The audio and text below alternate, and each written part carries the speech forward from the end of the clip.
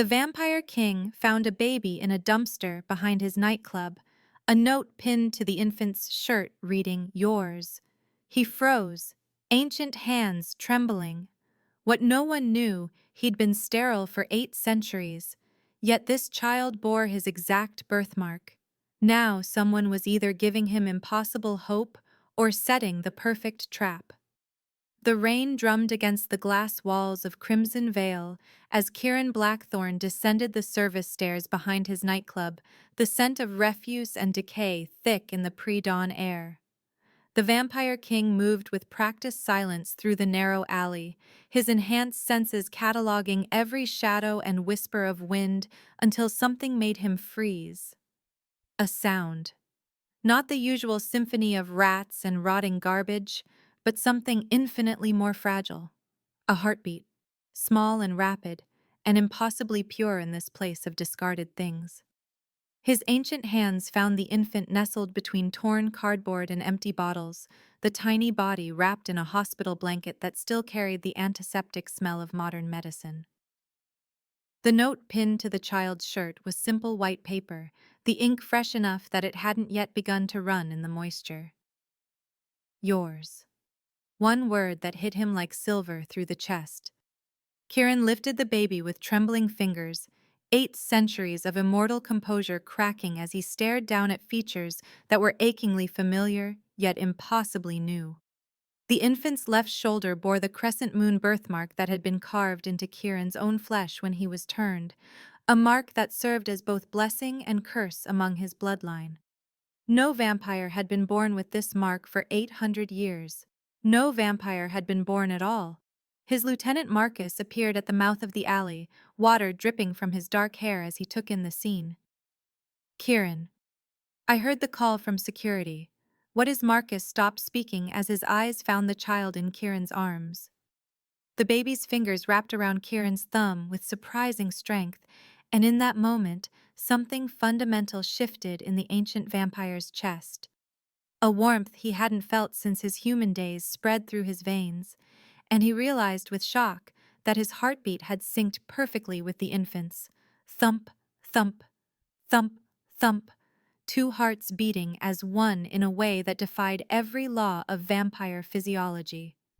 Marcus approached carefully, his own enhanced senses picking up the impossible. My lord, that child.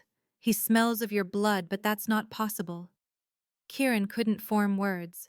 He could only stare at the tiny face that looked up at him with eyes the exact shade of silver that had marked his family for generations.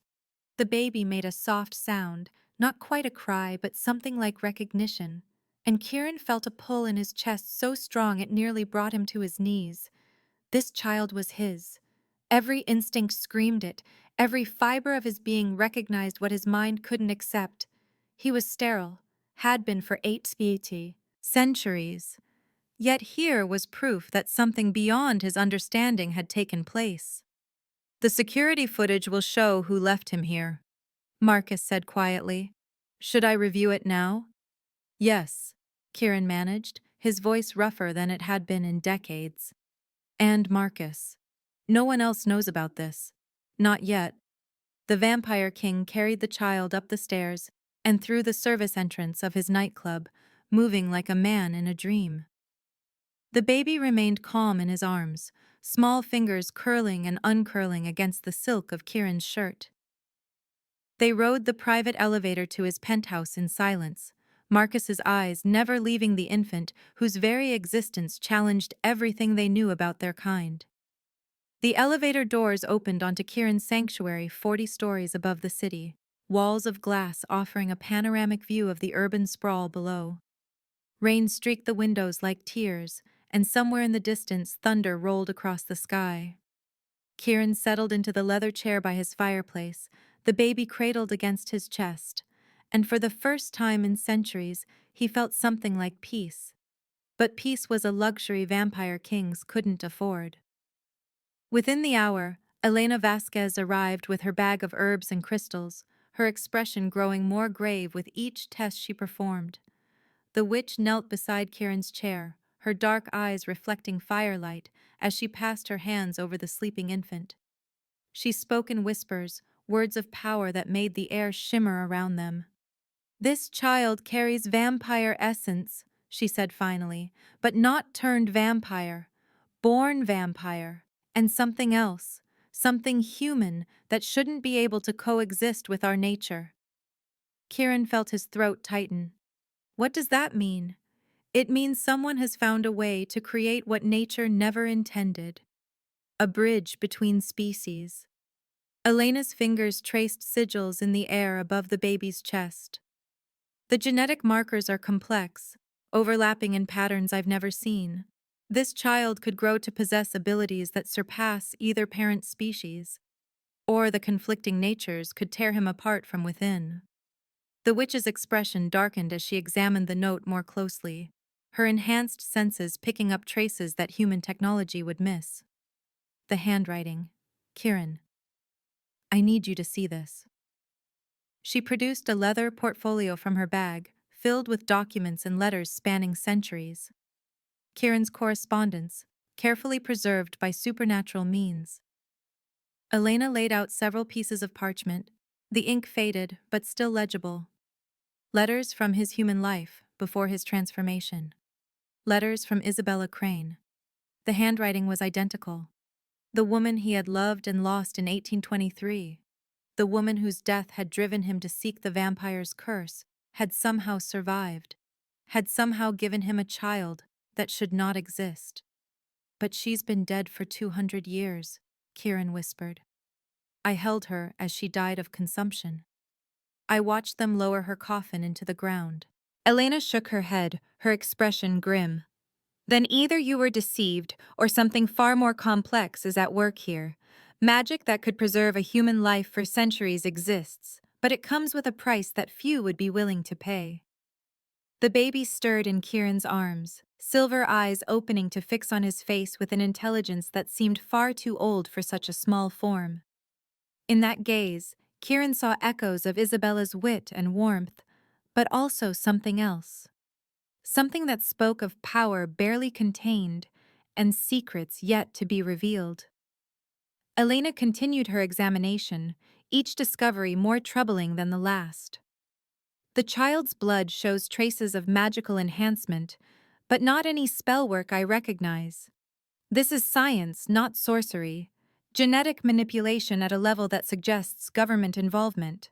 Black project research, the kind that violates every supernatural accord we've signed with the human authorities. She looked up at Kieran, fear clear in her eyes. "My lord, if the council learns of this child's existence, they will demand his immediate destruction. Hybrid offspring were banned after the War of Shadows for good reason. They disrupt the balance between species, start arms races, lead to genocide on both sides." Kieran's arms tightened protectively around the baby. "This child is mine. Blood calls to blood. I will not allow anyone to harm him. Even the council understands the sacred nature of bloodline claims." "But do they?" Elena asked quietly. "When has any vampire ever successfully claimed a child born of human mother? When has any vampire ever been able to reproduce at all? This breaks every precedent, every law that governs our existence. They will see him as an abomination, not an heir." The baby made another soft sound, tiny fingers grasping at Kieran's shirt with startling strength. The vampire king looked down into those silver eyes and saw not an abomination, but a miracle. A chance at something he had never dared to dream possible. A family, a legacy that went beyond mere political power or accumulated wealth. This child was his blood, his future, his redemption. Outside the windows, dawn was beginning to touch the eastern sky with pale fingers of light. Soon the city would wake, and with it would come the complications that Elena feared. Phone calls from suspicious council members, questions about unusual scents in his territory, demands for explanations that he could not yet give. But for now, in this moment before the storm broke, Kieran allowed himself to simply be a father holding his son. The baby's heartbeat continued to match his own, a rhythmic reminder that some bonds transcended the laws of nature and politics alike. Marcus returned with the security footage, his expression troubled. "My lord, the woman who left the child. She moved like she knew our camera positions, avoided our best angles. But we did capture this." He handed Kieran a tablet displaying a freeze-frame image. A hooded figure in medical scrubs, face obscured but posture achingly familiar. The way she held her shoulders, the graceful line of her neck, the careful precision with which she had placed the baby in that exact spot where Kieran would be sure to find him during his nightly rounds. Isabella. She was alive, and she had given him their child. But why now? Why after 2 centuries of silence? And what price would they all pay for this impossible gift? Elena gathered her supplies, her expression grave. "I'll research everything I can about hybrid children and genetic manipulation. But Kieran, you need to prepare for war. The Council won't ignore this, and if Isabella's people are involved, then the human authorities will come looking soon enough. This child is caught between worlds that have been enemies far longer than they've been allies." The witch paused at the elevator doors. "There's something else. Something I sensed but couldn't quite grasp. This child's power. It's not just vampire and human merged. It's something entirely new. Something that could change the fundamental nature of both our species. That kind of evolutionary leap either saves worlds or destroys them. There's rarely anything in between." As Elena departed and Marcus withdrew to his duties, Kieran found himself alone with his son in the growing light of dawn.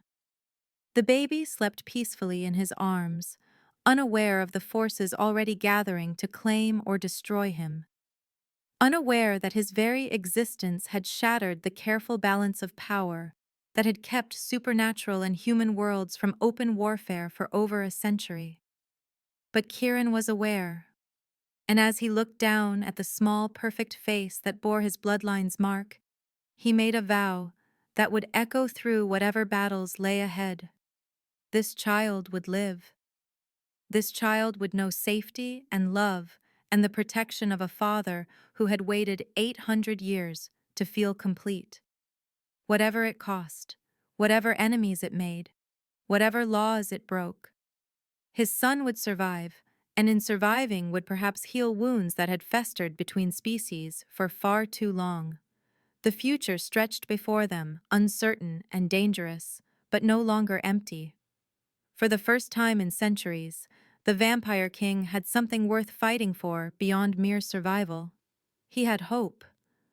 The crystal decanter shattered against the marble floor of Kieran's penthouse as Lucinda Vex materialized from shadow 3 days after the discovery, her presence announced only by the sudden chill that swept through the room and the way every piece of silver in the vicinity began to hum with an uncomfortable frequency.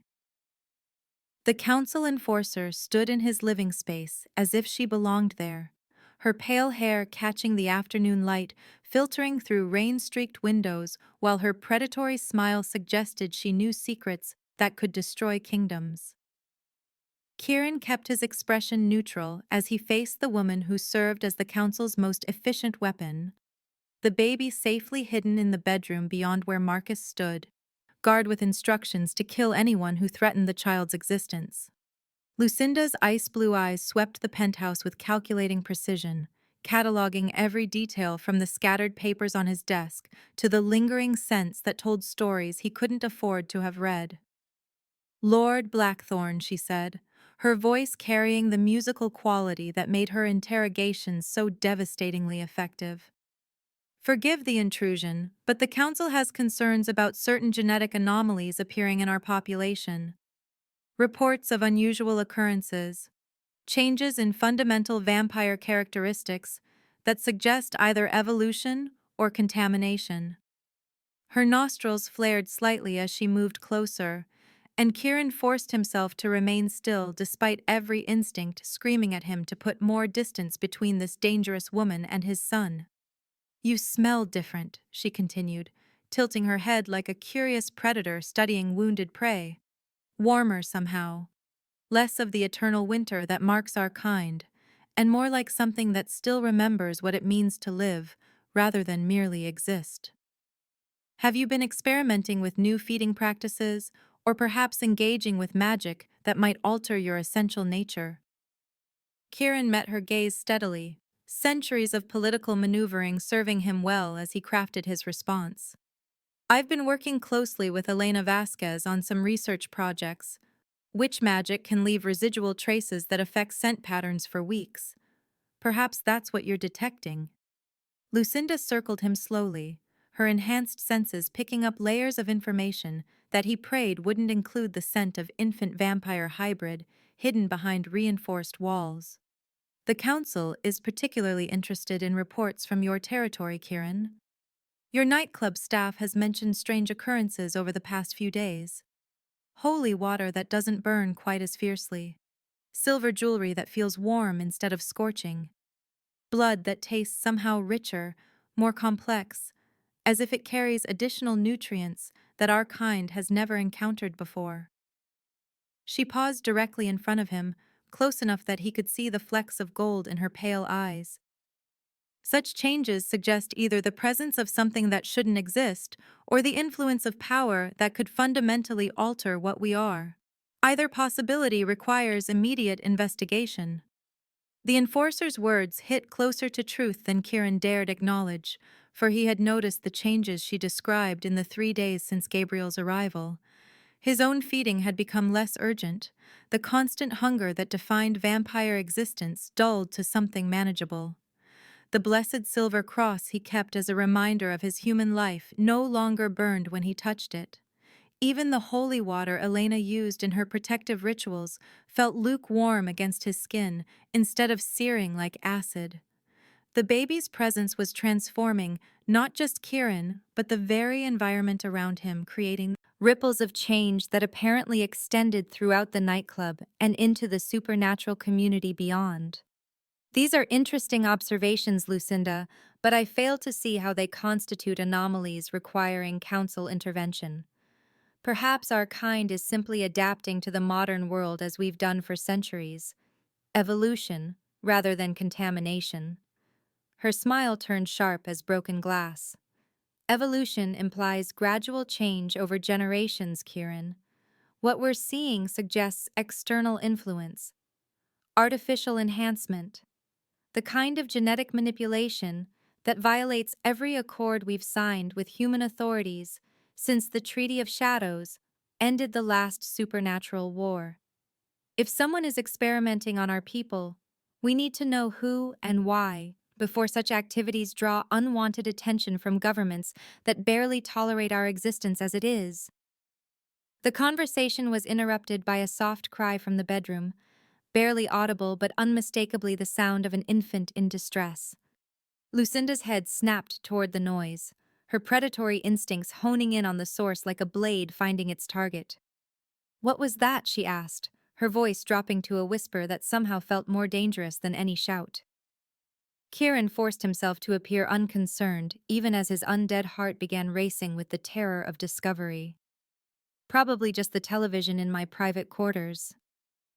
Marcus has been watching some sort of family drama lately. Human entertainment seems to fascinate him, though I can't understand the appeal myself. But Lucinda was already moving toward the bedroom door, her supernatural senses confirming what her ears had detected. That was no television, Kieran. That was the cry of a child, a very young child, in the private quarters of a vampire king who has never shown the slightest interest in human offspring or family dynamics. She reached for the door handle just as it opened from the inside, revealing Marcus with his hand resting casually on the grip of a silver blessed blade. The lieutenant's expression was perfectly neutral as he addressed his king. "My lord, your conference call with the European territories is scheduled to begin in 10 minutes. Should I inform them you'll be delayed due to unexpected company?" The subtle threat in Marcus's words wasn't lost on Lucinda, who recognized the protective stance of a warrior prepared to defend something precious. Her smile grew wider as pieces of a puzzle began falling into place. How fascinating. A vampire king with secrets worth killing to protect, a lieutenant willing to threaten a council enforcer, and changes in the supernatural environment that suggest the presence of something unprecedented. She stepped back from the door, but her eyes never left Kieran's face. "I think I'll be conducting a more thorough investigation of your territory, Lord Blackthorn. The Council expects full cooperation in matters of genetic security. Any attempt to obstruct official inquiry will be viewed as conspiracy against vampire kind itself." As quickly as she had appeared, Lucinda melted back into shadow, leaving only the faint scent of winter roses and the promise of future complications. Kieran waited until he was certain she was gone before allowing his carefully constructed facade to crumble, sinking into his chair as the weight of near discovery crashed over him. "That was too close," Marcus said grimly, closing the bedroom door behind him. "She knows something's different even if she doesn't know exactly what, and she won't give up until she finds out. We need to consider relocating the child before she returns with backup." But relocation would only delay the inevitable, and Kieran knew that running would only confirm Lucinda's suspicions. They needed a different strategy, one that would protect Gabriel while satisfying the Council's concerns about genetic anomalies in their population. He was still contemplating options when the lights went out. Not the gradual dimming of a power failure, but the instantaneous darkness of deliberate interference, followed by the soft hum of electronic scramblers designed to defeat vampire-enhanced senses. Someone was making a very professional approach to his penthouse, using tactics that suggested military training and government resources. The emergency lighting cast red shadows across the living space as tactical teams rappelled down from the roof, their movements coordinated with precision that spoke of extensive planning and intelligence gathering. But these weren't council enforcers or vampire hunters armed with wooden stakes and silver bullets. These were human soldiers, equipped with advanced technology, and led by a figure who stepped through the shattered windows like she owned the night itself. Isabella Crane moved through the breach in his defenses with fluid grace, her dark hair longer than he remembered and streaked with premature silver that spoke of experiences no human should survive. She wore tactical gear that hugged her still elegant form and carried weapons that hummed with energies he couldn't identify. But her eyes were the same warm brown that had haunted his dreams for 2 centuries. And when she spoke his name, it carried all the weight of their shared history. "Hello, Kieran. I see you found my delivery." The soldiers maintained their positions as Isabella approached him with confident steps, apparently unconcerned by the supernatural predator she faced. Behind her, Marcus had drawn his blade but held position, waiting for orders from his king, who found himself frozen by the impossibility of her presence. "You're supposed to be dead," he managed, his voice raw with emotions he'd thought buried forever. "I held you as you died, watched them lower your coffin into the ground, mourned you for 2 centuries. Her smile carried traces of the woman he'd loved alongside new hardness earned through experiences he couldn't imagine. "Death was the only way to escape what they'd made me, Kieran, what they forced me to become when they learned about you, about what we shared, about the possibilities that our connection represented." She gestured toward the bedroom door behind which Gabriel slept. "Our son is the culmination of work that began the night I supposedly died. 200 years of research and experimentation and sacrifice to create something that could bridge the gap between human and vampire without the violence that has defined our relationship for millennia." Kieran felt the world shift beneath his feet as pieces of a larger picture began forming in his mind. Gabriel wasn't an accident or an anomaly, but the deliberate result of centuries of planning. Isabella hadn't died of consumption, but had been recruited by forces that saw potential in their impossible love affair. She had let him grieve her loss while she transformed herself into something that could give him what nature never intended. "You work for them," he said, understanding flooding through him like ice water. "The humans who want to weaponize our kind, who see supernatural abilities as resources to be harvested and deployed." Isabella's expression softened with something like regret. "I work to keep our son alive, Kieran, to ensure that Gabriel survives long enough to fulfill his potential as something more than either of his parent species. The government program that created him will terminate the project if they can't control him. They'll dissect him to understand how his genetics work and then mass produce hybrid soldiers with his abilities, but none of his humanity. The baby's cry came again from the bedroom, stronger now and somehow more urgent, as if he sensed the tension filling the air around him. Isabella's team remained in position, but their weapons weren't aimed at Kieran. They were watching the windows and entrances with the alertness of soldiers expecting attack from external forces. "We don't have much time," she continued. Lucinda Vex's visit triggered automated alerts in government monitoring systems. They know something significant is happening in your territory, and they'll be here within the hour with extraction teams designed to capture Gabriel, regardless of how many vampires they have to kill in the process. I came here to give you a choice, Kieran. Help me protect our son, or watch him disappear into a laboratory where his unique gifts will be perverted into weapons of mass destruction. The vampire king stared at the woman who had shaped his existence for centuries, seeing now the calculation behind her original approach to him and the manipulation that had led to this moment. But he also saw the desperation in her eyes when she spoke of Gabriel, the fierce protective instinct that matched his own feelings for the child they had somehow created together. She had deceived him about her death and used their love for purposes he was only beginning to understand. But she was also the mother of his child, and perhaps the only person who truly comprehended what Gabriel represented for the future of both their species. The sound of helicopters began echoing off the glass walls of his penthouse as government forces moved into position around the building. Time was running out, and choices were being forced upon them all. Gabriel was more than just a hybrid child. He was the focal point of a war that had been building for centuries, and whatever happened in the next few hours would determine whether that war ended in understanding or annihilation.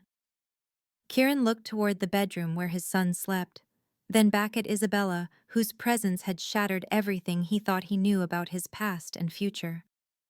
The Vampire King realized that protecting Gabriel would require him to trust the woman who had betrayed him most completely, to ally himself with the very forces that sought to destroy his kind, and to gamble everything on the possibility that love could triumph over the politics of species survival. Outside, the helicopters circled closer, and the future hung in the balance of decisions that would echo through eternity. And now's the time to stop and subscribe to our channel. If you enjoyed this video, don't forget to like it and drop a comment telling us where you're watching from. It's always amazing to see how far these tales travel across the world. Now let's continue.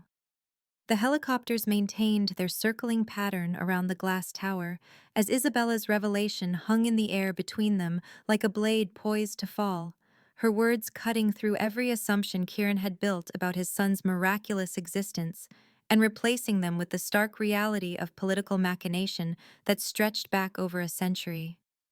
Gabriel's creation violated the Accords of 1889, she said, her voice carrying the weight of legal precedent that could topple governments and ignite wars between species that had maintained uneasy peace for generations.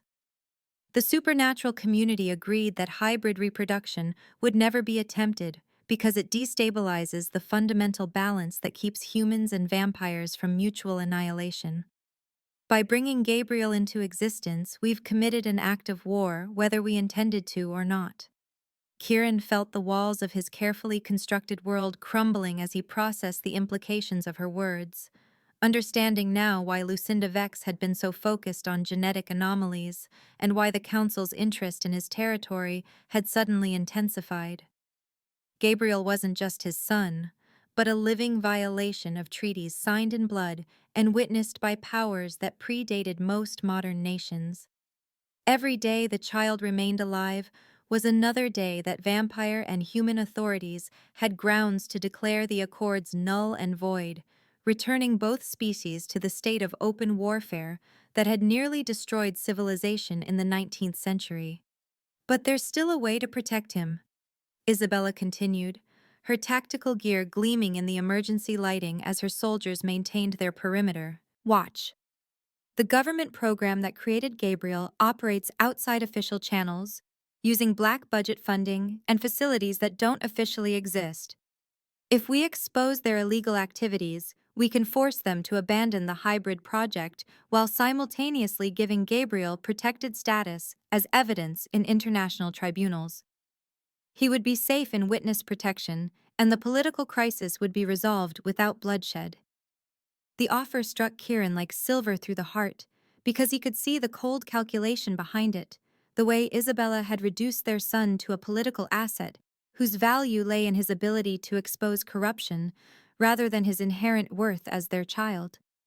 She was asking him to give up any claim to fatherhood in exchange for Gabriel's safety, to let their son disappear into government protection programs where he would grow up as a tool of human intelligence services rather than the heir to vampire nobility he was meant to become.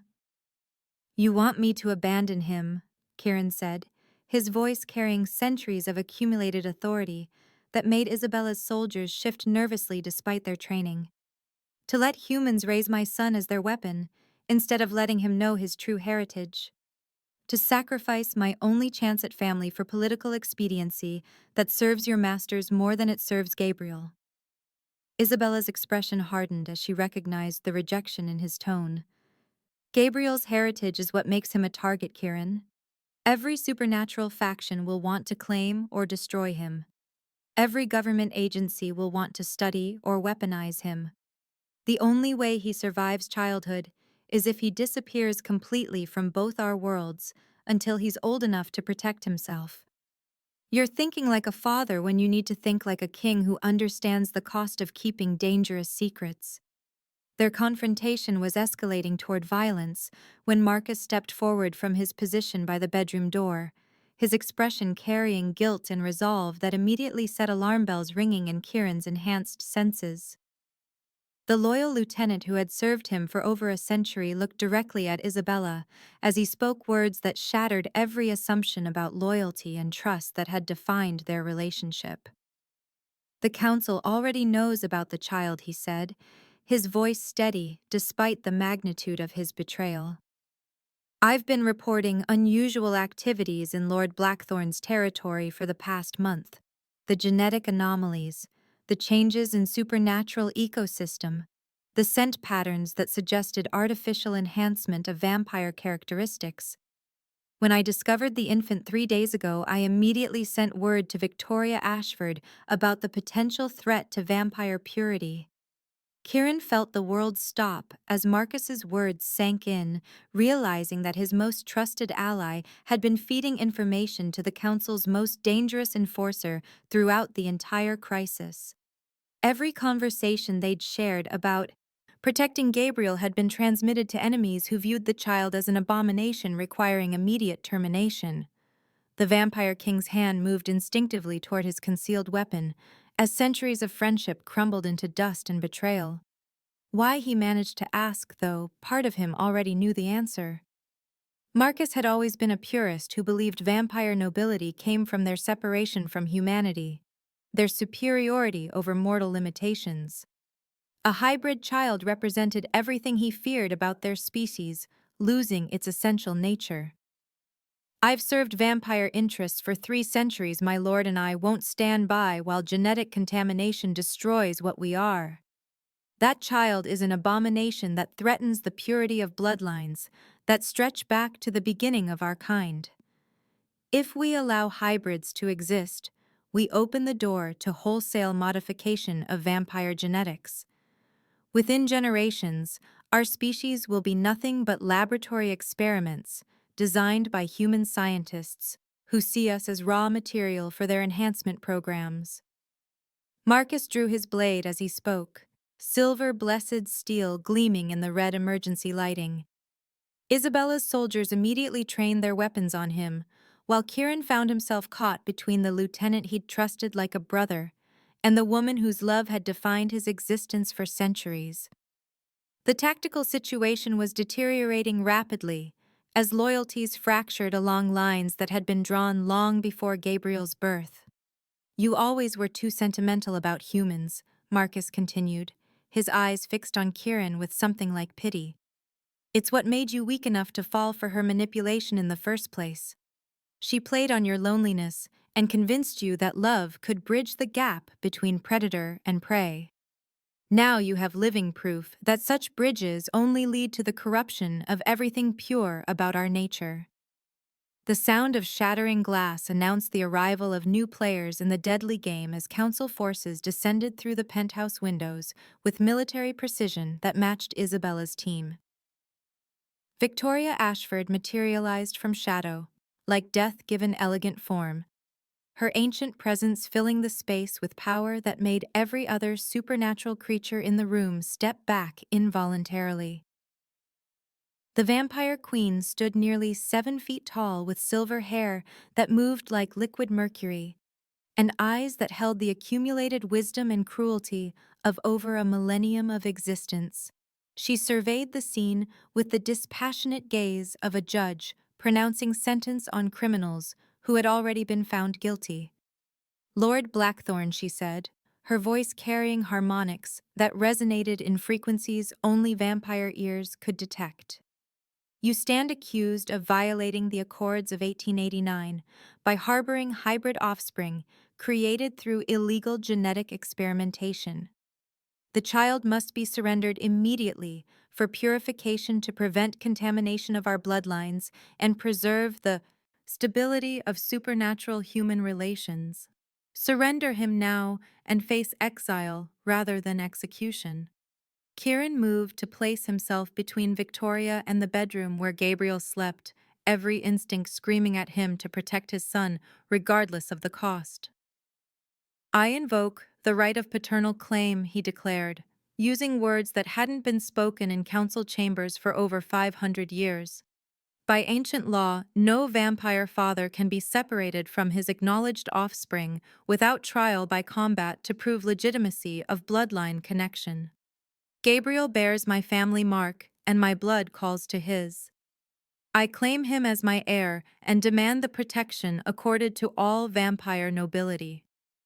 Victoria's smile was sharp as winter wind, as she processed his invocation of laws that predated the modern council structure. The right of paternal claim assumes natural vampire reproduction, Lord Blackthorn. No vampire has successfully sired offspring since the Great Transformation ended our species' ability to procreate. Your claim is invalid because vampire fathers cannot exist in nature. Therefore, the child cannot be your son despite any genetic similarities that artificial enhancement might have created. But if you insist on trial by combat, we will accommodate your death wish while removing the hybrid threat from our territory. The ancient queen gestured and dozen council enforcers moved into position around the penthouse, their supernatural speed and enhanced strength turning the space into a killing ground, where escape seemed impossible. Isabella's soldiers found themselves outmatched by opponents who moved faster than human reflexes could track, and possessed strength that could tear through body armor like paper. The government extraction team that had been her ace in the hole was neutralized within seconds, as vampire enforcers demonstrated why their species had survived every attempt at extermination throughout history. You have 1 minute to produce the child, Victoria announced as her enforcers completed their deployment. After that, we will tear this building apart stone by stone until we find him. The hybrid abomination dies tonight, and your protection ends the moment combat begins. The trial will prove what we already know. No vampire can claim paternity of artificially created offspring because such bonds violate the natural order that defines our existence. Kieran realized that the trap had been closing around them long before tonight, that Marcus's betrayal was only one element in a larger conspiracy designed to eliminate Gabriel while maintaining the political balance that kept supernatural and human authorities from open conflict. The council wanted the hybrid child dead to preserve vampire purity. The government wanted Gabriel back to complete their enhancement programs. Isabella wanted their son hidden in protection services that would serve human interests above his own welfare. And somewhere in the middle of these competing agendas was a baby who possessed power that none of them fully understood and all of them feared. The vampire king drew his own blade as he prepared to face impossible odds in combat that would determine not just his own fate, but the future of the child who had given him hope for the first time in centuries. Victoria Ashford represented everything ancient and implacable about vampire nobility, while Isabella embodied the calculating efficiency of human intelligence operations. Between them, they commanded enough force to level city blocks in pursuit of their objectives. But Kieran had something neither of them possessed. He had the desperate fury of a father protecting his son, and sometimes that was enough to change the course of history itself.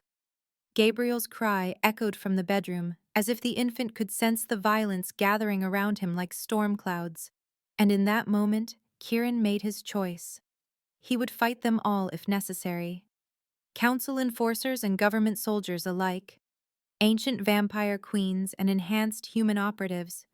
Anyone who threatened his son would face the full wrath of a king who had finally found something worth dying for. The trial by combat would begin in moments, and with it would come a reckoning that had been building for centuries.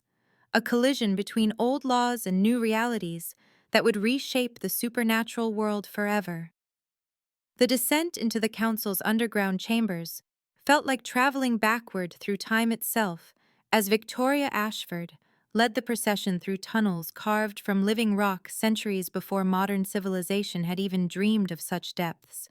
The walls lined with phosphorescent minerals that cast an eerie blue-green glow over ancient symbols that predated written language and spoke of power that had shaped the supernatural world since its violent birth. Kieran carried Gabriel in his arms as they moved through passages that grew progressively older and more primitive, feeling the weight of history pressing down upon them with each step deeper into the earth, where vampire nobility had gathered for over 1,000 years to decide matters of life and death, with rituals that had remained unchanged since the species first learned to organize itself into something resembling civilization. The baby remained unnaturally calm throughout the journey, his silver eyes wide and alert, as if he could sense the significance of what was about to unfold.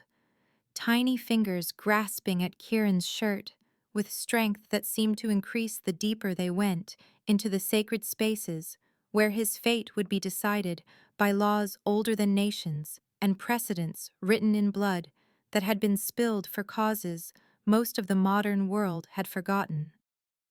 Isabella walked beside them under heavy guard, her government extraction team having been left behind in the upper levels where human technology could still function. The Council's chambers, existing in spaces where electromagnetic fields operated according to rules that defied scientific explanation and where magic held dominion over the tools of mortal warfare. Her expression remained carefully neutral, but Kieran could see the tension in her shoulders, and the way her eyes catalogued every detail of their surroundings, storing information that would undoubtedly find its way back to her handlers if she survived whatever trials awaited them all in the depths beneath the city. Marcus walked behind them in shackles that glowed with runic inscriptions, his betrayal having earned him a place in these proceedings as both witness and accused, his centuries of service to vampire interests now overshadowed by his collaboration with council enforcers who had their own agenda for dealing with the hybrid threat that Gabriel represented to the established order of supernatural society. Elena Vasquez had been summoned from her sanctuary to serve as ritual facilitator, her witch heritage making her one of the few non-vampires permitted in the sacred chambers where bloodline verification would take place according to protocols that had been established when the world was younger, and the barriers between species were written in stone rather than political treaties that could be rewritten whenever circumstances changed. The council chamber itself defied architectural logic, with its vast domed ceiling that seemed to extend infinitely upward into darkness that swallowed light and sound with equal hunger. the floor consisting of concentric circles of polished obsidian that reflected the assembled vampire nobility, like a black mirror that showed not just their physical forms, but the shadows of their true natures. 12 thrones arranged around the outer circle held the most ancient members of vampire society, being so old that their names had become legend and their faces had forgotten how to show human emotion, their eyes glowing with inner fire that had burned for centuries and would continue burning long after the current crisis had been resolved one way or another. Victoria Ashford took her place on the central throne, her voice carrying across the chamber with supernatural resonance that made the very stones vibrate in harmony with her words. Kieran Blackthorne stands accused of violating the Accords of 1889 by claiming paternity of hybrid offspring created through forbidden genetic manipulation that threatens the stability of supernatural human relations and the purity of vampire bloodlines that have remained unchanged since our species first walked the earth. He invokes the right of paternal claim, using laws that predate the modern understanding of vampire reproduction, and demands trial by combat to prove legitimacy of bloodline connection to the infant known as Gabriel. The ancient queen gestured toward Elena, who stepped forward carrying implements that seemed to absorb light rather than reflect it. Tools forged in ages when magic was the dominant force shaping reality, and science was nothing more than primitive speculation about natural phenomena that defied human understanding. The ritual of blood recognition will determine whether genetic connection exists between claimant and child, or whether artificial enhancement has created false markers designed to deceive our most sacred ceremonies. If legitimate paternity is established, the child will undergo secondary evaluation to determine whether his hybrid nature poses acceptable risk to vampire society or requires immediate termination to preserve the stability that has kept our species from extinction for over a millennium. Elena began the ritual by inscribing symbols around the obsidian circle, using chalk mixed with powdered silver and herbs that release smoke carrying the scent of graveyards and ancient battlefields where the first vampires had claimed dominion over death itself. She chanted in languages that predated Latin and Greek, words that called upon powers older than civilization to bear witness to the truth that blood could not deny regardless of how sophisticated the deception that attempted to mask it might be. Kieran knelt in the center of the circle with Gabriel in his arms as Elena approached carrying a blade that seemed to drink light from the air around it, its edge so sharp that it could cut through the barriers between past and present and reveal connections that transcended the physical bonds that normally defined family relationships among mortal beings. The witch made precise cuts on both father and child, drops of blood falling onto the obsidian surface where they began to glow with inner fire that spread outward in patterns that mapped genetic heritage with precision that surpassed any scientific instrument ever created by human ingenuity. The blood patterns revealed what Kieran had known in his heart from the moment he first held Gabriel. Confirmation that the child carried not just vampire essence, but specifically his vampire essence. The unique genetic markers that had defined his family line for over 8 centuries before his transformation had supposedly ended any possibility of natural reproduction. But the ritual revealed far more than simple paternity, as the glowing patterns expanded to show connections that reached back through generations of human ancestry, dormant abilities that had been awakened by the combination of vampire transformation and genetic manipulation that had created Gabriel as something entirely new in the supernatural world. The assembled council watched in silence as the blood patterns showed Gabriel possessed not just hybrid characteristics, but access to powers that had been lost when vampires abandoned their humanity in exchange for immortality, abilities that could theoretically allow him to walk in daylight without burning, to consume normal food alongside blood, to age and grow while retaining vampire strength and speed, and enhanced senses that surpassed both parent species in their pure forms. Victoria Ashford studied the patterns with expression that revealed nothing of her thoughts as she processed implications that could reshape the fundamental nature of vampire society. "The blood does not lie," she announced finally. "Paternal connection is confirmed beyond doubt. But the child represents something that has never existed before, a bridge between what we were and what we chose to become when we accepted the vampire curse in exchange for power over death itself." Gabriel carries dormant abilities from his father's human bloodline that were preserved rather than destroyed by vampire transformation, making him potentially more powerful than any vampire in recorded history, while retaining connections to humanity that could either save our species from the isolation that defines our existence or destroy the very characteristics that make us superior to mortal limitations. The ancient queen rose from her throne as she pronounced judgment that would determine Gabriel's fate. Secondary trial is required to determine whether the child's hybrid nature represents evolution that should be embraced or contamination that must be purged before it spreads to others. The council will evaluate his abilities and determine whether vampire society can safely integrate such unprecedented power or whether the risk to our fundamental nature requires his termination, regardless of paternal claims that have been legitimately established.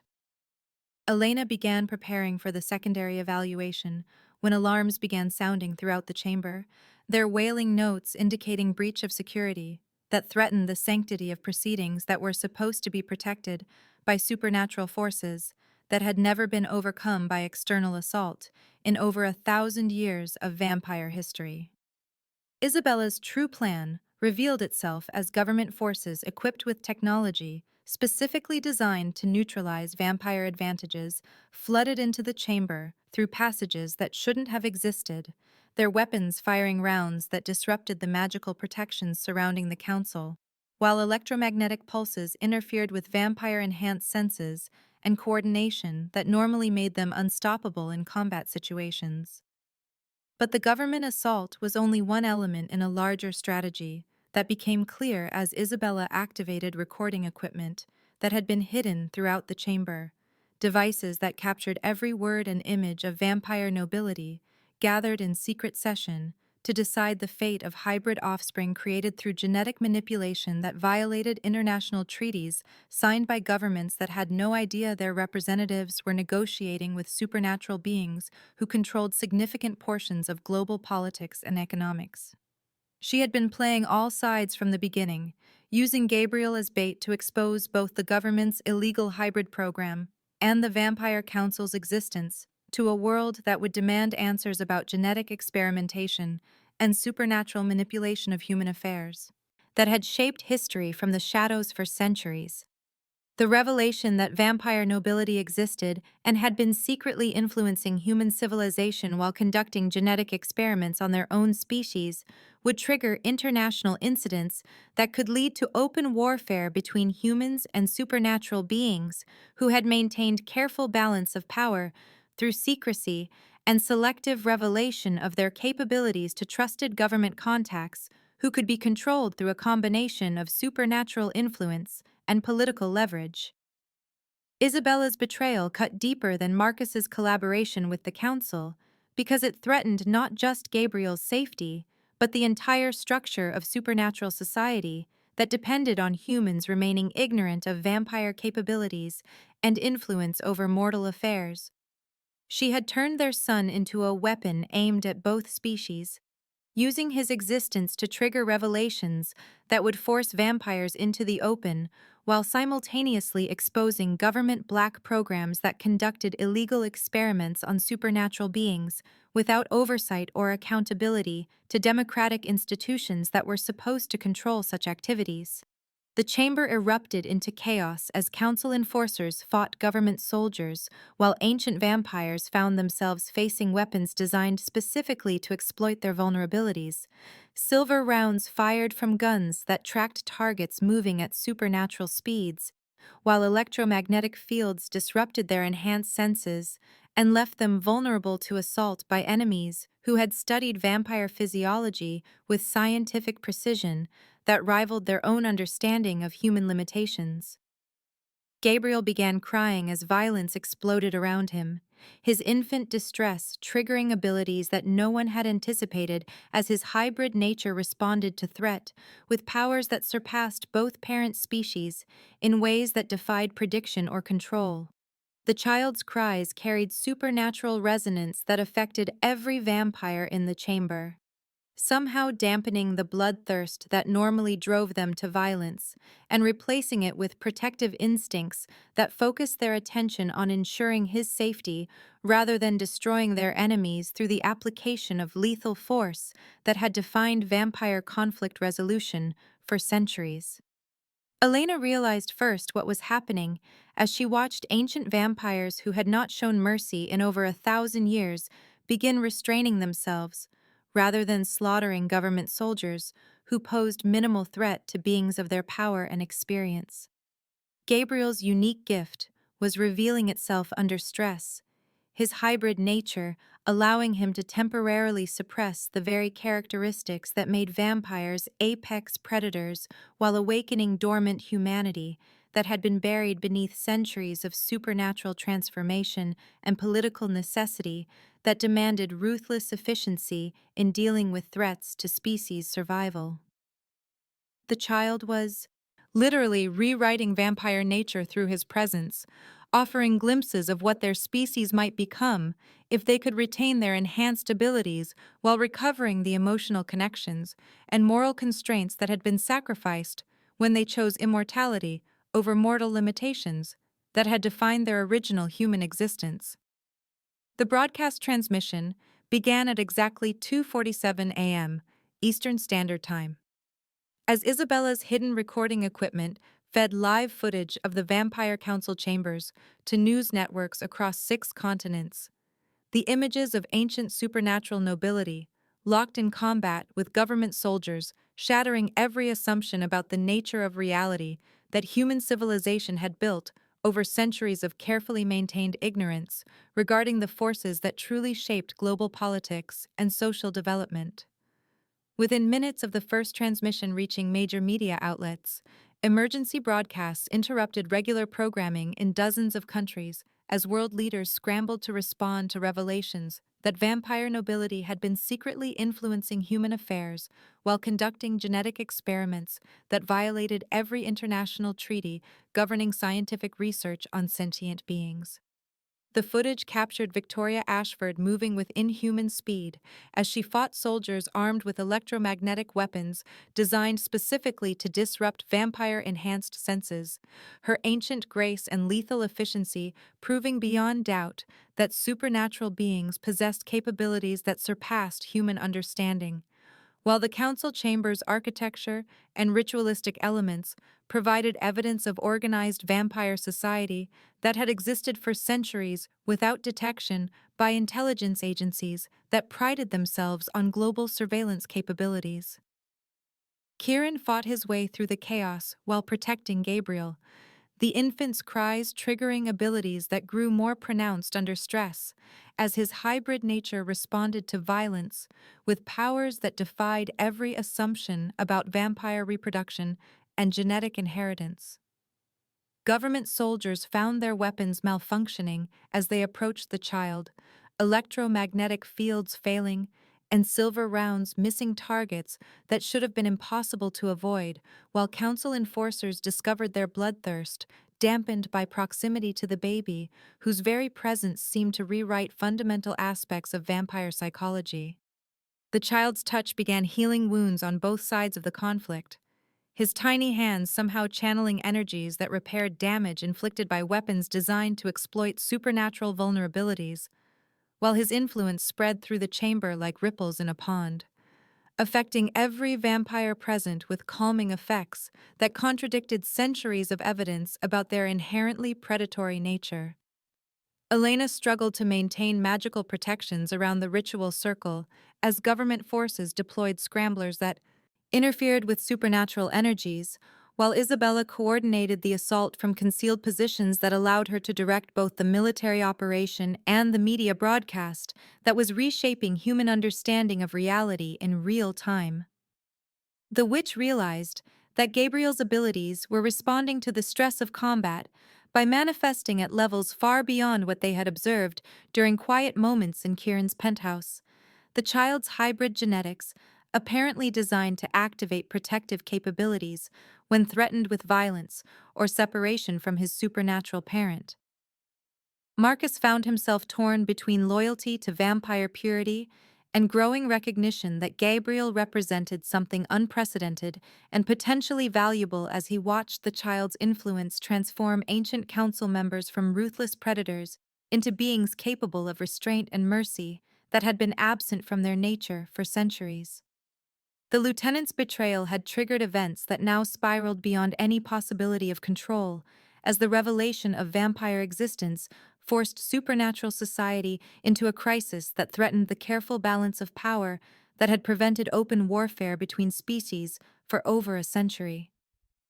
The broadcast footage captured moments that would become iconic in human memory, as viewers watched supernatural beings, whose existence had been relegated to folklore and fantasy, prove themselves terrifyingly real, while demonstrating capabilities that made every military force on Earth suddenly obsolete in the face of enemies who possessed strength and speed that rendered conventional weapons ineffective.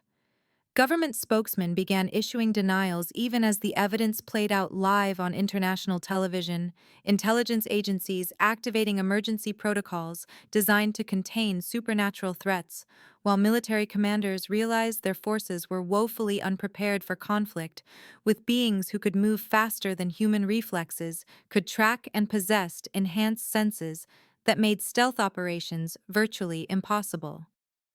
Victoria Ashford used the confusion to implement evacuation procedures that had been developed over centuries to protect council members from exposure to human authorities. But the presence of electromagnetic scramblers and Gabriel's unpredictable influence on vampire abilities complicated escape plans that depended on supernatural advantages that were being neutralized by advanced technology and hybrid genetics that no one fully understood. Religious leaders across the globe found themselves confronting theological questions about the existence of immortal beings that challenged fundamental assumptions about the nature of the soul and divine creation, while scientists demanded access to vampire specimens for study that could revolutionize understanding of genetics and cellular regeneration. The footage revealed Gabriel's most extraordinary ability when a silver round meant for Kieran struck the vampire king in the chest, the wound beginning to heal immediately upon contact with his son's tiny hand, as the child's touch seemed to accelerate vampire regeneration while simultaneously neutralizing the toxic effects of blessed silver that normally prevented supernatural healing. Isabella watched from her concealed position as her carefully orchestrated plan exceeded even her own expectations.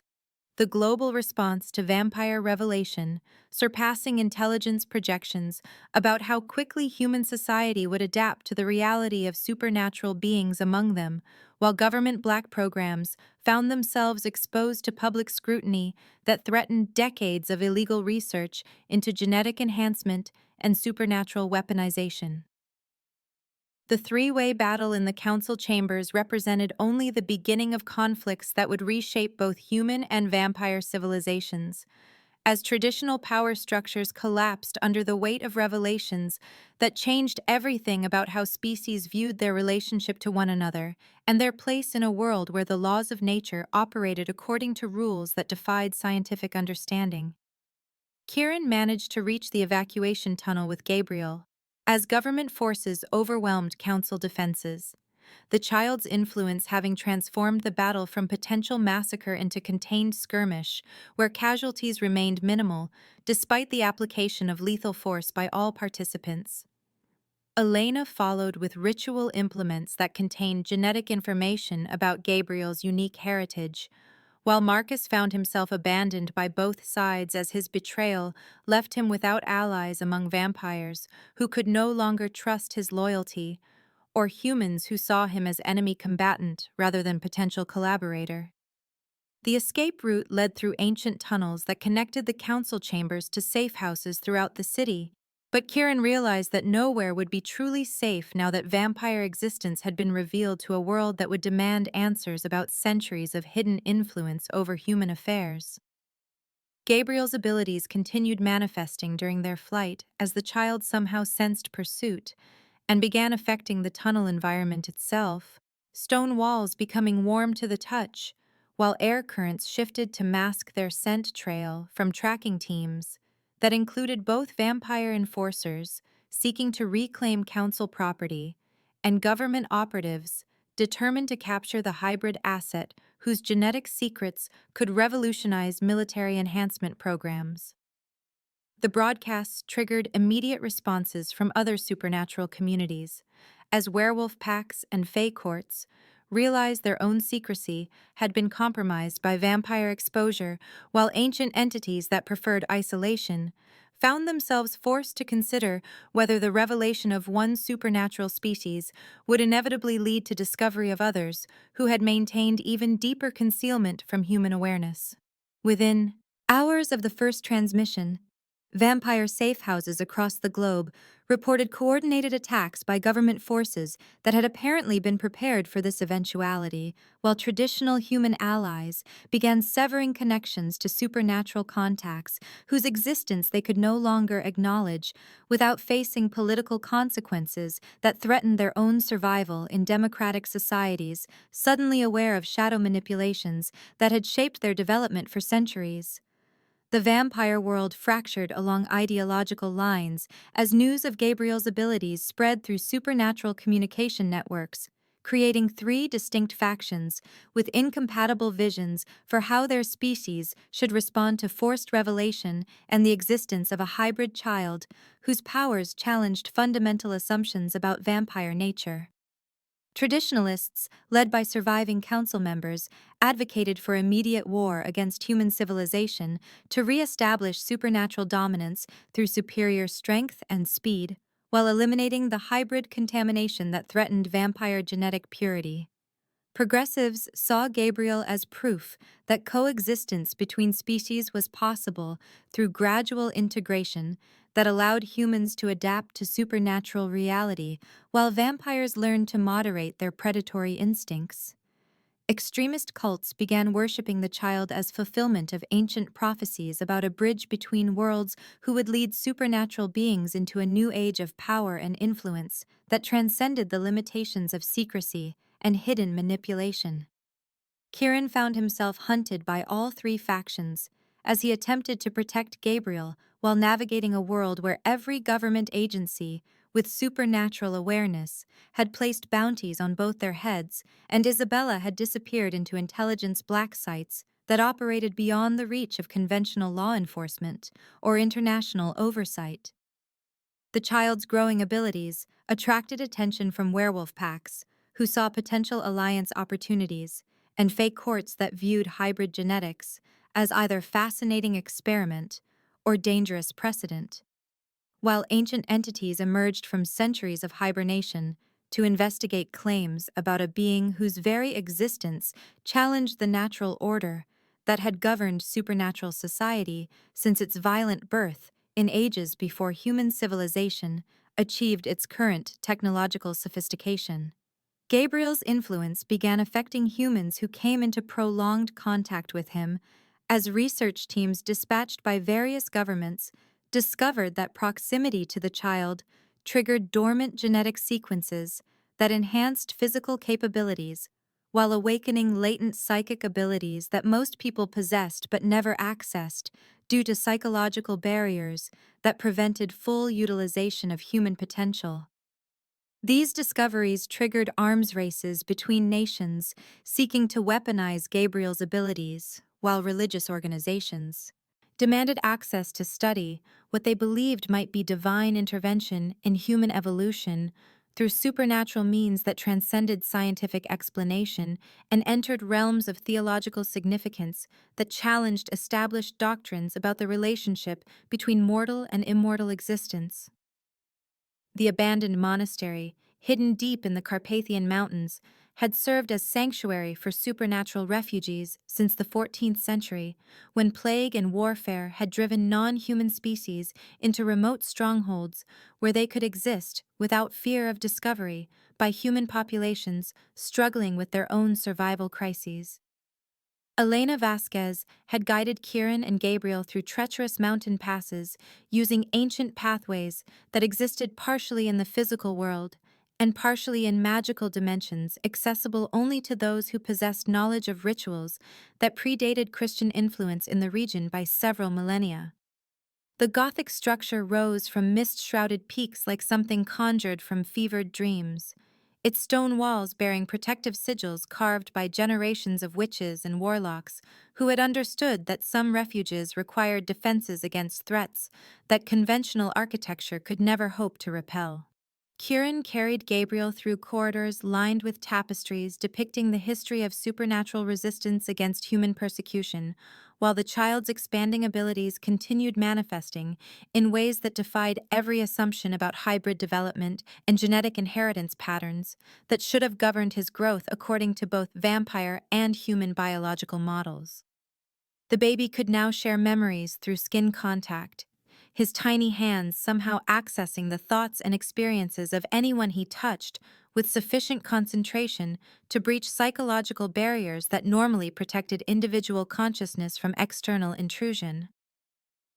Elena marveled at Gabriel's accelerated development as she established magical protections around their temporary haven, the child's hybrid nature apparently allowing him to absorb and process information at rates that surpassed both parent species while developing capabilities that neither vampires nor humans had ever displayed, even in theoretical models of evolutionary advancement. The monastery's ancient stones seemed to respond to Gabriel's presence by amplifying the protective enchantments woven into their structure over centuries of continuous occupation by supernatural beings seeking refuge from human aggression and political persecution that had driven most non-human species into hiding or extinction throughout recorded history. Within days of their arrival, representatives from supernatural communities across Europe began making pilgrimages to the hidden sanctuary as word spread through magical communication networks about the hybrid child whose abilities challenged fundamental assumptions about the limits of genetic possibility and evolutionary development. A werewolf pack leader named Alexander Volkov brought news of government forces mobilizing across multiple nations while offering alliance between lycanthrope communities and vampire refugees who shared common cause against human authorities, determined to capture or eliminate supernatural beings whose existence threatened established power structures that depended on maintaining ignorance about non-human influences in global affairs. The Fae Court sent Ambassador Serafina Moonwhisper to investigate claims about Gabriel's unprecedented abilities, while proposing mutual protection agreements that would allow supernatural species to present united resistance against human aggression that had intensified dramatically since vampire revelation had exposed the existence of hidden communities that had shaped civilization from shadows for millennia. Even ancient entities that normally avoided contact with younger species began manifesting in the mountain refuge as reports of Gabriel's powers attracted attention from beings so old that their names had been forgotten by history, and their motivations remained incomprehensible to creatures bound by mortal concepts of time and causality. The child's healing abilities grew exponentially during their stay at the monastery, as Gabriel learned to repair damage that should have been beyond even vampire regenerative capabilities, his touch somehow accessing cellular memories that allowed him to restore tissue to states that predated injury or disease by reversing biological processes that operated according to rules that defied medical understanding. When Marcus arrived at the sanctuary bearing wounds inflicted during his escape from government custody, Gabriel's healing touch not only repaired the physical damage but somehow restored emotional connections to humanity that the lieutenant had lost during centuries of vampire existence. The child's influence awakening memories of mortal life that had been buried beneath supernatural transformation and political necessity that demanded ruthless efficiency in serving vampire interests above personal conscience. The most disturbing manifestation of Gabriel's developing powers occurred when he accidentally made skin contact with Elena during a magical ritual, the child's consciousness briefly merging with the witch's awareness to create shared experience that revealed the full extent of his potential for mental domination and psychological manipulation that could theoretically allow him to control both human and vampire minds through direct contact with their deepest thoughts and suppressed memories. The sanctuary became a gathering place for supernatural beings who viewed Gabriel as either salvation or destruction incarnate, while governments mobilized unprecedented resources to locate and capture the hybrid child whose genetic secrets promised military applications that could revolutionize warfare through enhancement of human soldiers with vampire capabilities modified to eliminate weaknesses that made pure supernatural beings vulnerable to specific weapons and environmental conditions. Kieran found himself commanding a alliance of species that had maintained hostile relationships for centuries, their ancient enmities temporarily set aside by recognition that Gabriel represented something unprecedented that could either bridge the gaps between supernatural communities or provide common enemy that would unite them against human aggression that threatened all non-human existence with systematic extermination disguised as scientific research and national security necessity. Intelligence reports brought by various supernatural refugees painted picture of coordinated global response to vampire revelation that included mobilization of military forces specifically trained and equipped for supernatural warfare, while black budget programs received unlimited funding to develop weapons systems designed to exploit vampire vulnerabilities on industrial scale that could support sustained campaign of extermination against beings whose existence challenged human assumptions about their place in natural hierarchy. The monastery's defenses were tested repeatedly by reconnaissance missions that included both human technology and corrupted supernatural beings who had been captured and modified through genetic manipulation similar to processes that had created Gabriel but oriented towards serving human military objectives rather than bridging species divisions through evolutionary advancement that preserved the best characteristics of both parent populations. Gabriel's abilities continued expanding as stress from constant threat triggered accelerated development that worried even his supernatural allies, who recognized that powers growing at such exponential rates might soon exceed the child's ability to control them consciously, potentially creating a situation where his influence over minds and bodies around him could become involuntary and unstoppable, regardless of his intentions or desires for peaceful coexistence between species.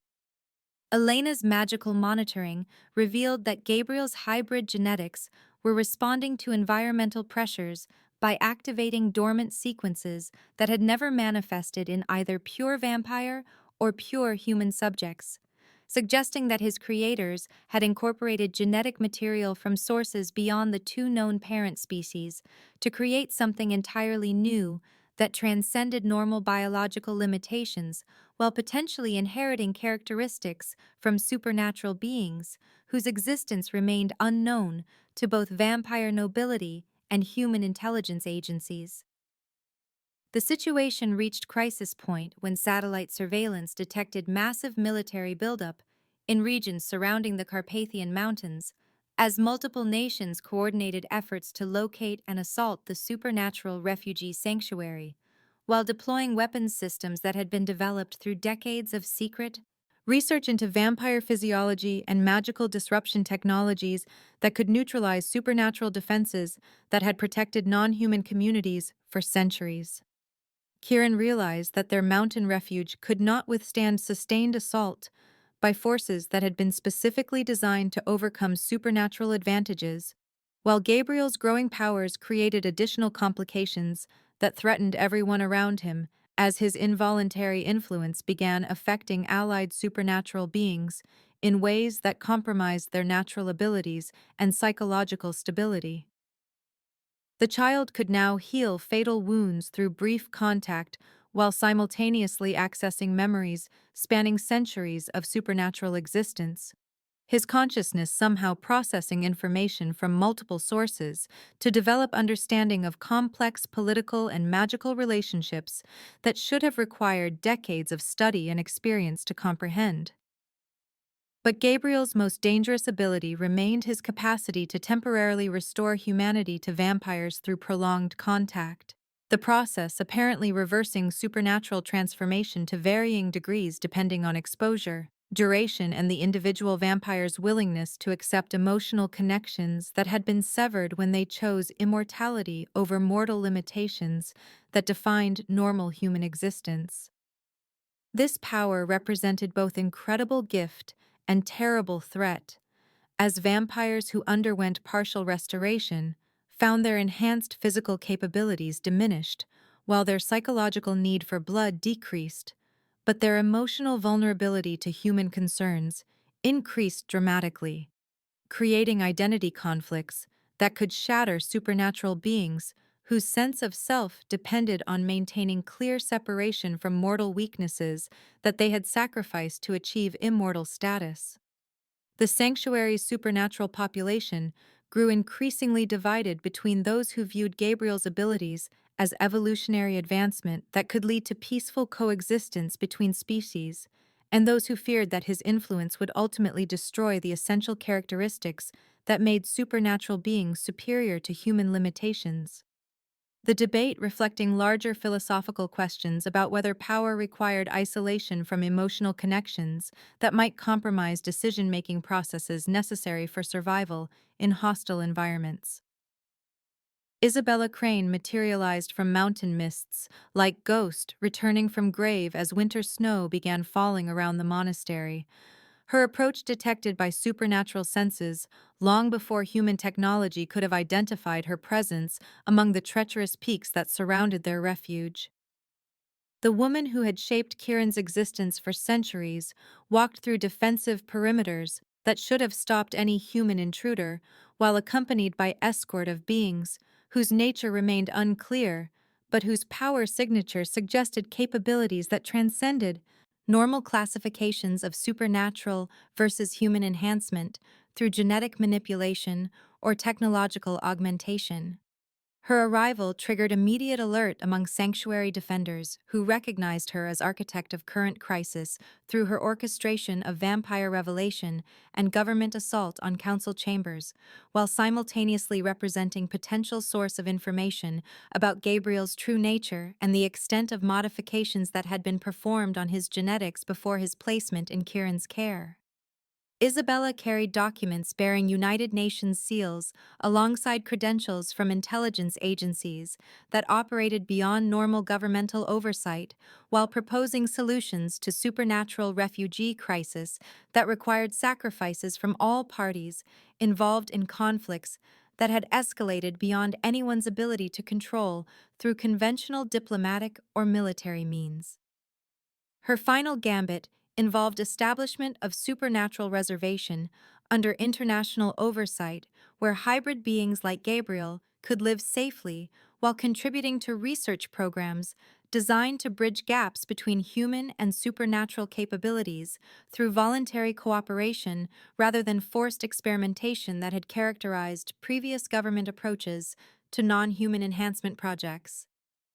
But acceptance of this proposal required Kieran to surrender paternal claims to Gabriel, while allowing the child to undergo study by international scientific teams who would monitor his developing abilities, while ensuring that his powers remained controlled and directed toward peaceful applications rather than potential weaponization by any single nation or supernatural faction seeking advantage over traditional enemies.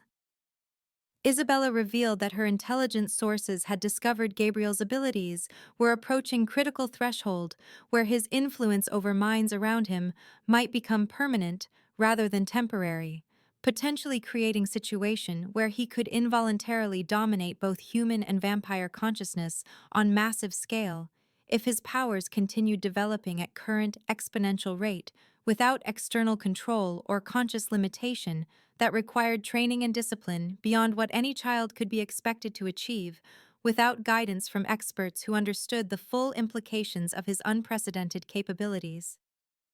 The ruins of Blackthorn Manor stood against the winter sky like broken teeth, the ancestral estate where Kieran had lived as a mortal man before vampire transformation had claimed him 8 centuries earlier, its crumbling stone walls bearing witness to the convergence of forces that would determine not just Gabriel's fate, but the future relationship between human and supernatural civilizations that had maintained uneasy separation since the dawn of recorded history. Isabella's proposal hung in the air between them as military helicopters circled the perimeter, while vampire nobility emerged from shadow, and werewolf packs descended from surrounding forests.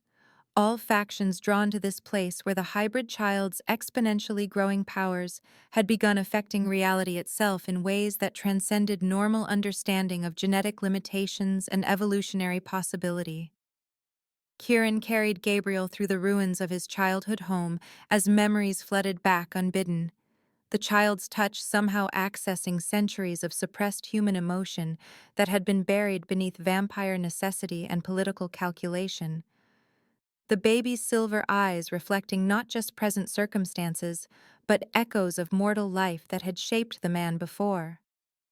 Immortal transformation had redefined his existence, according to supernatural rules that demanded separation from human weakness and emotional vulnerability.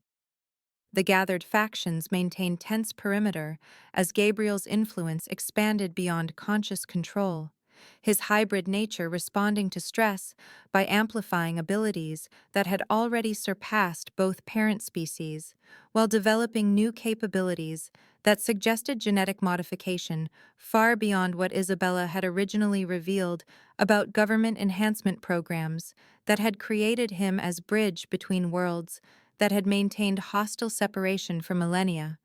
Victoria Ashford arrived with surviving council members seeking to reclaim authority over vampire society that had been shattered by forced revelation, while government forces established positions around the estate perimeter using weapons systems designed specifically to neutralize supernatural advantages through electromagnetic disruption and silver-laced ammunition that could penetrate vampire defenses while rendering their enhanced speed and strength less effective than normal human military training would suggest. The child's uncontrolled abilities began manifesting in ways that defied every assumption about hybrid development, as his consciousness expanded beyond individual awareness to encompass the thoughts and emotions of everyone present, creating shared mental space where ancient vampire memories merged with human experiences, while supernatural beings found their enhanced capabilities somehow altered by proximity to the infant, whose genetic code apparently contained instructions for rewriting fundamental aspects of both species according to patterns that had never existed in natural evolution. Marcus approached through the ruins, carrying Elena's ritual implements, while struggling with identity crisis that had resulted from Gabriel's healing touch, restoring human emotions that vampire transformation was supposed to eliminate permanently. The lieutenant's centuries of absolute loyalty to vampire interests, now complicated by recovered capacity for moral questioning and emotional attachment, that made simple obedience to species supremacy impossible when faced with evidence that cooperation between human and supernatural populations might be achievable through Gabriel's unprecedented influence on biological and psychological characteristics that defined both civilizations. Alexander Volkov led werewolf contingent that had traveled from territories across Europe, while Fae ambassador Serafina Moonwhisper materialized with entourage of ancient beings, whose interest in Gabriel extended beyond simple curiosity about hybrid genetics to encompass recognition that his abilities represented fundamental shift in supernatural hierarchy that had remained stable since primordial conflicts had established dominance patterns between species that possessed different advantages and weaknesses in their ongoing struggle for survival and territorial control. The confrontation escalated as Gabriel's powers reached critical threshold, his infant distress triggering involuntary influence that began affecting everyone within expanding radius as vampire nobility found their bloodthirst diminishing, while human soldiers discovered enhanced strength and speed that suggested temporary acquisition of supernatural capabilities through mere proximity to the child, whose genetic code apparently contained keys to unlocking dormant potential in both species that had been suppressed by evolutionary specialization that prevented interbreeding and capability transfer between populations with fundamentally different biological foundations. Isabella watched from concealed position as her carefully orchestrated plan to control Gabriel through international oversight dissolved into chaos that exceeded even her sophisticated intelligence projections about how supernatural revelation would affect global politics and military balance between nations that had developed specific capabilities for dealing with vampire threats without understanding the full extent of non-human influence over human civilization throughout recorded history. Kieran realized with growing horror that Gabriel's uncontrolled abilities were dissolving the barriers between species in ways that threatened to destroy essential characteristics that defined both human and vampire identity, while creating hybrid population that possessed advantages of both parent species but potentially lacked the psychological boundaries and cultural traditions that had prevented either civilization from destroying itself through uncontrolled aggression and resource competition that had been channeled into sustainable patterns through supernatural secrecy and careful manipulation of human political development.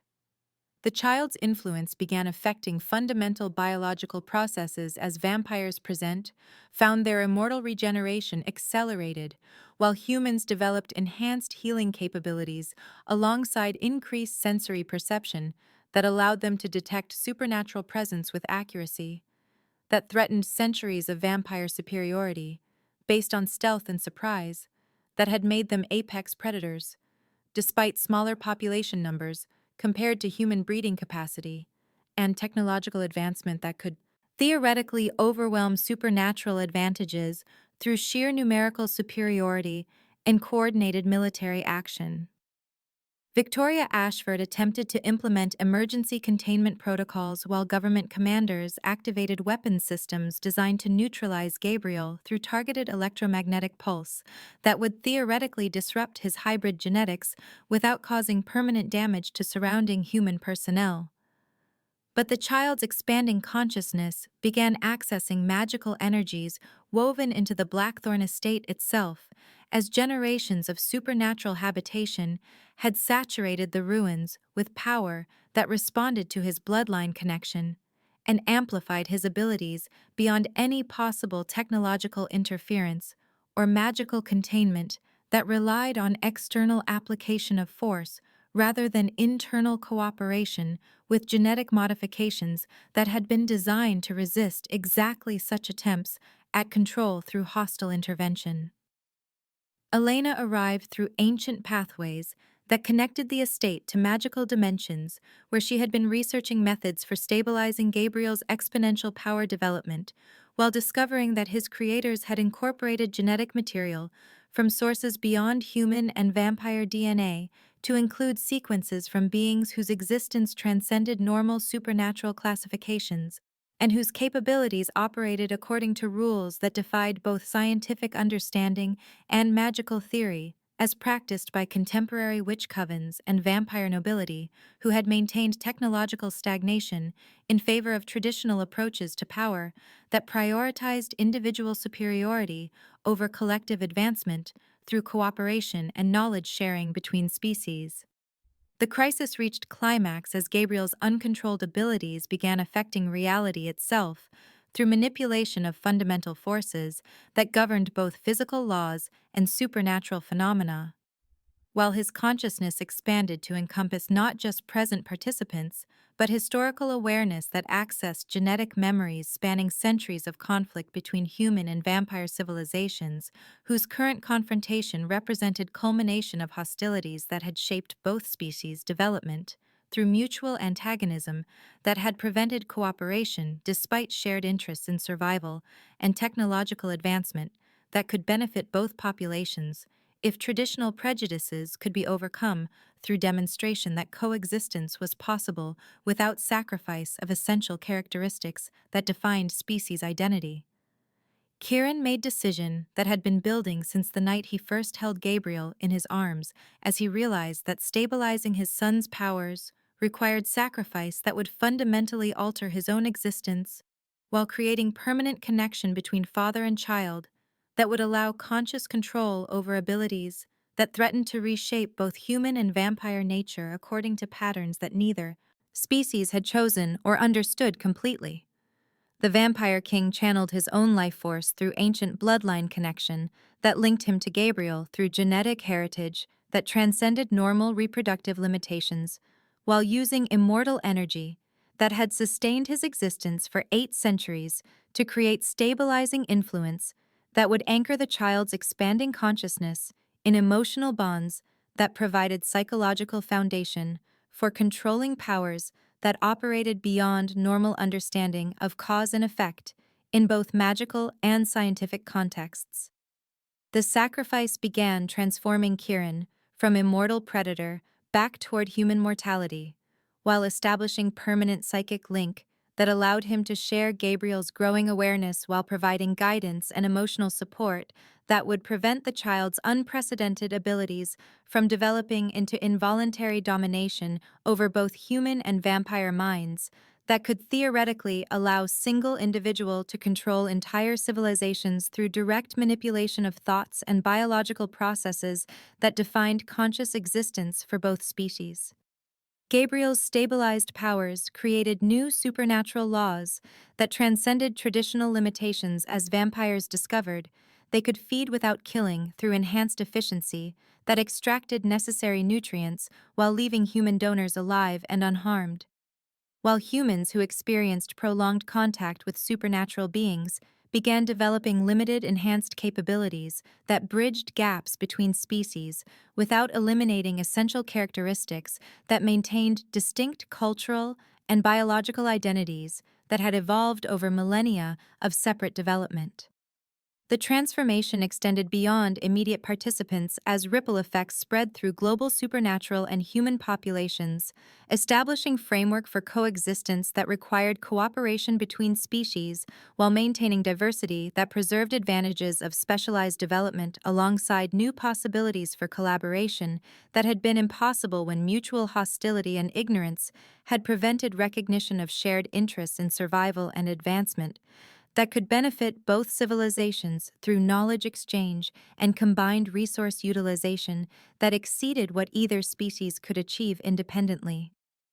Isabella emerged from concealment to assume role as Gabriel's protector in emerging world order that required liaison between old government structures and new supernatural councils that would manage integration process, while ensuring that revolutionary changes proceeded gradually enough to prevent social collapse, while quickly enough to satisfy urgent needs for cooperation that had been created by forced revelation of vampire existence and demonstration of hybrid possibilities that challenged every assumption about biological limitations and evolutionary potential that had guided both human and supernatural development.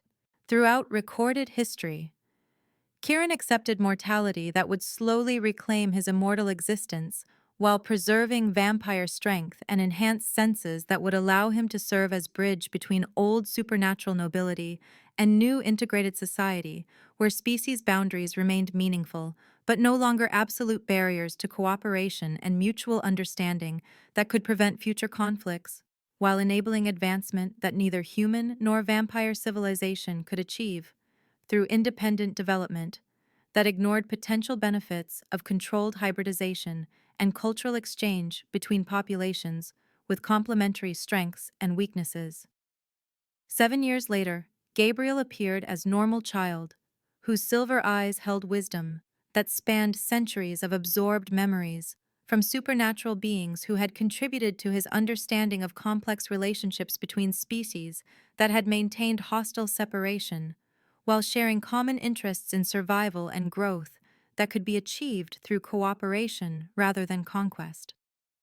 Kieran aged visibly as his voluntary mortality progressed, while retaining enough vampire characteristics to serve as effective administrator for Sanctuary that provided safe haven for supernatural human hybrid families who represented growing population of beings who transcended traditional species classifications while maintaining connections to both parent civilizations through genetic heritage and cultural education that preserved valuable traditions while enabling adaptation to changing circumstances that required flexibility and innovation rather than rigid adherence to historical patterns of behavior and social organization. Isabella worked as official liaison between Old World governments and new supernatural councils that managed gradual integration process while monitoring Gabriel's development to ensure that his powers remained controlled and directed toward peaceful applications, rather than potential weaponization that could destabilize fragile balance between species that had achieved cooperation through recognition of mutual dependence rather than conquest of one population by another through superior force or manipulation. The story concluded with Gabriel asking Kieran to recount discovery that had begun their extraordinary journey together, the child's request triggering memories of night when Vampire King had found abandoned infant whose existence would transform fundamental relationships between human and supernatural civilizations, while proving that love could bridge seemingly impossible differences between species that had maintained hostile separation for millennia. Kieran began narrative with words that captured both wonder and sacrifice that had defined their path from discovery through revolution to new world where species boundaries remained meaningful but no longer insurmountable barriers to cooperation and mutual understanding. Gabriel's birthmark glowed softly as father and son watched sunrise together, the dawn light that had once threatened vampire existence now symbolizing hope for future, where different forms of consciousness could coexist and thrive through recognition that diversity represented strength rather than weakness, and that evolution proceeded through cooperation, rather than conquest, between populations whose apparent differences masked underlying similarities and shared potential for growth through understanding and acceptance of characteristics that had once seemed incompatible but had proven complementary when approached with wisdom and love rather than fear and prejudice.